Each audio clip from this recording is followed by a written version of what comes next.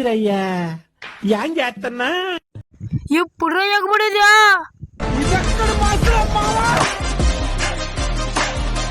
అన్నా పోవాలనా ఈ కొండ ఏందా చిన్న కొండ పోయి ఆవులు తోలుకొని మేపుకొని రావాలనా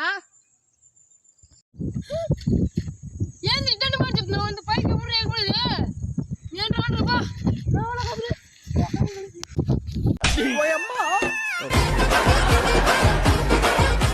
నా ఏందా నో నో నో నో లేనా లే ఇదేంట్రా బాబు ఇలా అయిపోయింది నా జీవితం అయ్యో.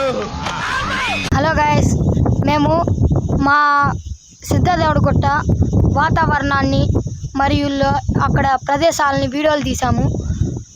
ఆ వీడియోలు కొన్ని రోజుల్లో యూట్యూబ్లోకి పెట్టబోతున్నాము.